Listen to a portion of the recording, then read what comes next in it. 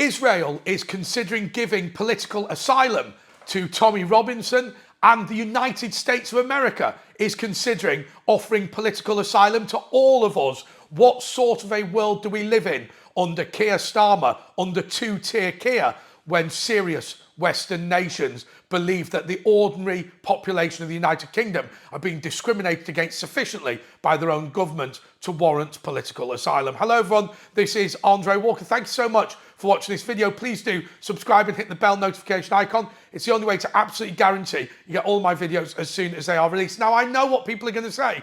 They're going to go, this is a clickbaity title. This thing is never going to happen. Well, in this case, you're absolutely wrong. The reason is that, as we know, Tommy Robinson has been heavily discriminated against by the British state, but we also know that despite the criticism from some, he is a huge supporter of Israel. He is, had his legal fees paid for by the Middle East Foundation, which is a conservative think tank which supports the state of Israel.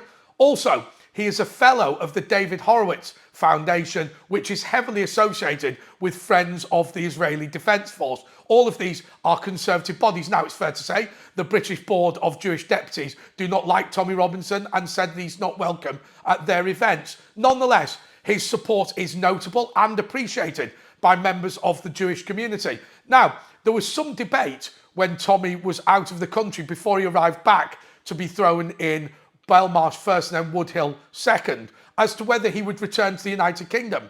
That sparked a debate in Israel about whether he should be given political asylum. And my understanding is that this is the situation, that whilst at the moment he has not been formally granted political asylum in Israel, the Israeli government are saying that if he were to step off a plane at Ben Gurion Airport, then he would be allowed to remain in the country. There is a debate, of course, though, about what his legal status would be, and that would cause problems for the wife and children.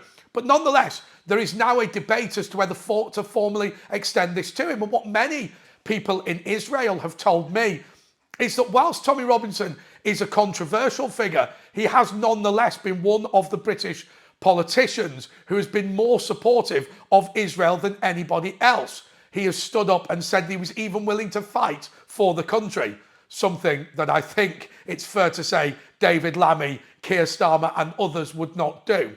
He is somebody, I think, who is willing to put his money where his mouth is. And whilst there are plenty of people who have mainstream opinions in Israel who wouldn't want him to put his money where his mouth is, it is a notable thing that when you go to Yad Vashem, which I visited, which is the Israeli memorial to the Holocaust, they actually plant an olive tree for everyone who supported saving Jewish lives, not just those who were considered to have behaved in an appropriate fashion. What I'm saying here, I should say, is that members of the Nazi Party, including people like Oskar Schindler, are remembered even though they were often considered to be racist in their own way. So I think that Israel does have a history of backing people that back the Jewish faith, the Jewish people and the Jewish state, even when their more widespread views might not quite be in keeping with what Israel itself believes. This is something that I think is going to be an ongoing story, but it raises a bigger question, doesn't it, about how far the United Kingdom government can begin discriminating against people and still continue to be considered a fair, free and democratic nation. I think many of us now are very nervous about the police. What we saw in Southport, particularly worrying, where we now believe that people were thrown in prison for telling the truth about what was going on there. Live case, so don't want to say too much, but believe me, I'll be saying plenty in the fullness of time. And then we go on to why you might be entitled to go to the United States of America as a political asylum seeker or refugee. Well, it's all to do with evangelical Christianity and abortion. Okay, so as you know, buffer zones have come in around abortion clinics, 200 metres. And so within 200 metres, if you pray in a way that opposes abortion, you can be arrested and you can be criminally prosecuted. In fact, Bournemouth Council just spent £100,000 on one guy who was stood outside the abortion clinic where his unborn child was killed with his head bowed down, saying absolutely nothing at all. and he got an £8,000 fine. Actually, to be fair, it wasn't an £8,000 fine. It was £8,000 fine. It was a fine plus court costs, etc., etc. Nonetheless, he got a criminal record and £8,000 for praying in his head. Also, the 200-metre buffer zone includes your house and churches, so a Catholic church next to an abortion centre would not be allowed to do any praying on the subject, because that would now be illegal, and the priest himself could be fined and, in the worst case scenario, actually locked up. Why is this relevant to political asylum in the United States of America? Well, in Congress and in the Senate, there are now growing moves by evangelical Christians, by the Christian right, to say that those British citizens who identify as Christians, who are being discriminated against by Keir Starmer for their views on abortion, should also be allowed to enter the United States of America. In the past, the United Kingdom was not considered a dictatorial regime that discriminated against any religion, but there is increasing talk now in the United States of America as to what happens to those Christians who are being bullied, who are being threatened, who are being ridiculed.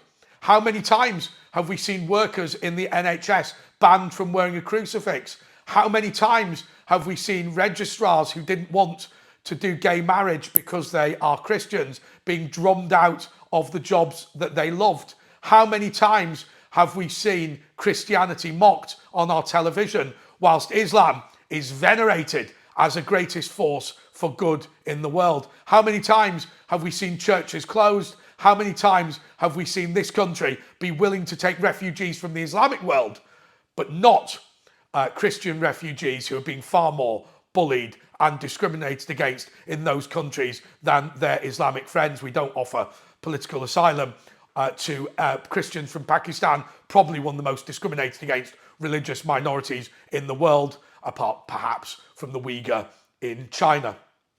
Well, we are where we are. I'm depressed. I imagine you're pretty upset as well. But the reality is this. There is a legitimate case which Israel is considering to give Tommy Robinson political asylum, and there is a legitimate argument for offering Christians in Britain political asylum in the United States of America. I feel a duty to continue to stay in Britain and protect the interests of those people who have to make this country a success. But I have to say, I think I could see a scenario very easily where somebody like me was offered political asylum in the United States of America in order to protect us from a dictatorial government, a dictatorial Crown Prosecution Service, a dictatorial police force, and a group of social workers hell-bent on breaking our communities, destroying our families, amputating the genitals of our children, and denigrating our religion. Thank you so much for watching this video. Please do subscribe and hit the bell notification icon. It's the best way to absolutely guarantee you get all of my videos as soon as they are released. Until next time, goodbye.